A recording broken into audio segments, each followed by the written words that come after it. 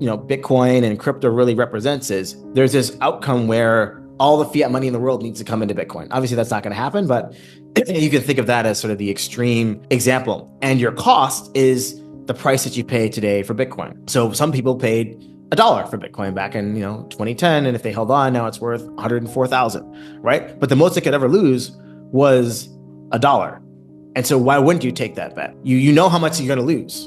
It's the amount of fiat currency that you sold to buy Bitcoin. And so you can sort of self-select your risk profile based on your own situation. But there's always an amount of money that you can willing to lose to earn the $10,000, $100,000, $1 million X return on something like Bitcoin. The creator of BitMEX, Arthur Hayes, explores the future of Bitcoin and the changing financial scene in detail. Hayes draws attention to the stark contrast between Bitcoin's 21 million ceiling and the unrelenting growth of the fiat currency supply. He looks at the expanding importance of big hedge funds and institutional entities like BlackRock, whose acceptance of Bitcoin has strengthened a solid, reliable holding base. Together with dedicated long-term holders, these institutions are laying the groundwork for a radical change in the way assets are allocated globally. According to Hayes, there will be a significant shift as more people and businesses invest their money in Bitcoin, not only as a hedge, but also as a necessity. Hayes confidently forecasts that Bitcoin might reach $1 million per coin in the next 3 to 5 years due to a limited supply and rising demand. This possible rally is about a fundamental reconsideration of how we hold and retain value in an uncertain world, not just conjecture. Please remember to like this video, subscribe to the channel, and enable post notifications before we delve further. Thank you and enjoy the video. The first thing people need to understand is that the price on the screen is the marginal price of the last trade. It's not every trade that's happened. And so it's the simple example is, how do you become a trillionaire? Well, you create some fictitious company with 1 trillion shares, and then you sell one of them to your friend for $1. Now you're a trillionaire, right? The marginal price is $1 on 1 trillion shares, therefore you're a trillionaire. So I'm not saying that there needs to be, $1 million traded every day at that Bitcoin price. I guess need $1 to trade at $1 million, and that's $1 million Bitcoin. And that informs our psychological perspective on what we think Bitcoin is worth. So with that in mind, what I'm talking about is the marginal flows into Bitcoin. Well, the supply of Bitcoin is fixed. We know 21 million will ever be produced. However, as you have people like BlackRock, Michael Saylor at MicroStrategy, longtime holders like myself and others, people who are just getting into the game now and believe in a future path of Bitcoin over the next 5, 10, 15, 20, 30 years. Are they going to sell? Why would you sell Bitcoin for fiat currency if you implicitly believe that the US government and every other major government is going to increase the amount of that fiat currency ad infinitum? That's the reason why you got into Bitcoin. So as the price rises, there's less people who want to sell it. And if we have this institutional adoption through the ETFs and other sort of corporate finance vehicles, those are sticky forms of holding, which take supply out of the market, which means it's very easy to have a very exponential rise in the marginal price of Bitcoin, the last traded price of Bitcoin. And so I think that's one facet of just how a microstructure of a market works when you have a fixed supply and a holding base that doesn't want to sell it against an asset that can be infinitely debased. And then the other side, you have the United States trying to reshore industry, issuing credit. You have China has a property bust, and they want to protect their industry, and they're starting down the path of quantitative easing. They just recently announced that they're okay with allowing their currency to depreciate because they believe it's going to help them in their fight against the new Trump 2.0 tariffs. You have the European Union, statesmen like Mario Draghi and Emmanuel Macron openly saying that we need to print more money to revitalize the European industrial base. And you have Japan, which continues to run the easiest monetary policy of any major developed nation. So if you take a look at the entire world in terms of the largest 4 countries and economic blocks, they all are printing money for various different reasons. That's only going to continue. It's accelerating, in fact. And so we have a diminishing supply of freely traded Bitcoin with an expanding supply of fiat currency looking for a home. And if we believe that more people are changing their mindset to say, okay, crypto, it survived 15 years. It's going to be here for another 15, 20, 100 years, whatever. I feel okay thinking that this is going to be a store of value. I can use it to pay for things when I need. Therefore, I'm going to take 2, 3, 4, 5, 10% of my retirement income or savings and now start buying this asset. And so all these things come together, and that's what creates a marginal price of $1 million per Bitcoin. How fast do you think we get there? I don't know, 3 to 5 years. Well, people are foolish to like the high volatility and have a high frequency of trading. So what you described is somebody who is actively trading in a very volatile situation. There's a very simple example. It's called volatility drift. This is why you should never, ever, ever buy any leveraged ETF. They're terrible products. I should know, I've structured many of them. So you essentially, if I take something that's 100, such a nominal price of 100, and it goes down 10%, goes down to 90, and then I go up 10%, I go up to 99. So I've, on an arithmetic basis, gone down 10%, gone up 10%, but I'm down $1, right? That's volatility drift. And so when you're day trading in and out, in and out, in and out, or using these products that are sort of these daily volatility resetting products, you're exposing yourself to what we call negative gamma or volatility drift, and that's not good. But if you say I'm a buy and hold type of person, you're the Warren Buffett type of person, and you're going to compound over time by systematically trying to reduce your total, your expected loss if you get it wrong, but just keep stay in the game. If you stay in the game, then over time you should do well.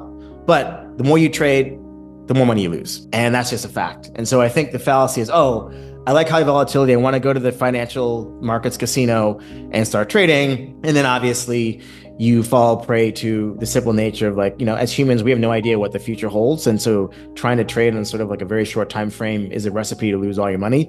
Of course, there are these few traders out there who are the standout exceptions to that. And then they're sort of paraded across the financial mainstream media. Oh, look what this guy did. He turned $1,000 into $1 million, day trading every day. Here's his system. Do this, do that, pay me a bunch of fees, right? So day trading, unless you're very, very good at it, you will lose all your money. Arthur Hayes reflects on the deeper meaning of Bitcoin, seeing it as a response to how governments and central banks artificially suppress financial volatility. In his view, Bitcoin symbolizes a return to a natural and balanced financial system where volatility isn't feared but embraced as a force that drives progress and innovation. As a decentralized and deflationary alternative to fiat currencies, Bitcoin challenges the traditional ideas of money and power, offering a fresh perspective on how value and financial freedom can be reimagined. To remain up to date on the most recent developments in Bitcoin, cryptocurrencies, and the digital economy, please take a moment to like this video, subscribe to the channel, and enable post notifications. Here are more clips from Arthur Hayes' insightful interview to better understand Bitcoin's transformative potential. He is essentially issuing dollar-denominated bonds and, I guess an infinite supply if he can, and buying Bitcoin. And every 3 to 5 years, he needs to roll over a certain portion of his debt. And if his stock price is below the conversion price of his convertible bonds, he might have an issue. So yes, he wants the market to believe it's a physical certainty, because then you're not going to question the ridiculous price that you're paying for his stock.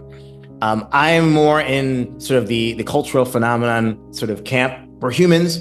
We're going to in the short term, we're going to say, oh, wow, Bitcoin's 1 million, 100 million, whatever the number is. This is a physical certainty. This is the last cycle ever. You hear those sorts of things on the internet. But at the end of the day, we'll get ahead of ourselves. We'll forecast some crazy dystopian scenario, some crazy hyperinflation. And then if you start to underperform the craziness, then the price of Bitcoin looks a little bit high. Maybe it comes down a bit. And so I think that markets go up, markets go down. We as humans, we're over optimistic and over pessimistic. We're not at that stage yet, but I definitely could see at a point in the cycle where we believe that there is no way that fiat currency could ever fix any of these problems. Therefore, Bitcoin is going to infinity. You'll hear people saying this is the last cycle and all this kind of nonsense. And then the price will dump 90%. So I am more in the sort of cyclical nature of markets. That's the physical certainty in my respect, based on human nature. We live in a volatile universe. Volatility is our friend. Suppressing volatility is not natural. And so a government says, hey, through my ability to have legalized violence and kill people because they don't follow my rules, I'm going to protect you. And so let me smooth out that life curve for you. Do what I say is essentially the name of the game for any type of government. And there is some benefit to that, but take it to the extreme, which is what, central banks have done over the past, 50 years or whatever it is. Then you start to get into this unnatural state where the volatility is so low relative to what the natural just ebbs and flows of life in this universe are.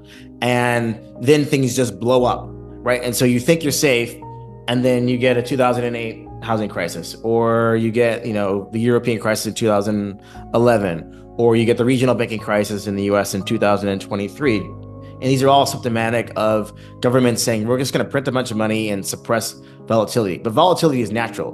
We want volatility. We want to construct a situation where we have volatile upside outcomes with capped downside. And that's really the goal. And so that's what, Bitcoin and crypto really represents, is there's this outcome where all the fiat money in the world needs to come into Bitcoin. Obviously, that's not going to happen, but you can think of that as sort of the extreme example. And your cost is the price that you pay today for Bitcoin. So some people paid $1 for Bitcoin back in 2010, and if they held on, now it's worth 104,000, right? But the most it could ever lose was $1. And so why wouldn't you take that bet? You know how much you're going to lose.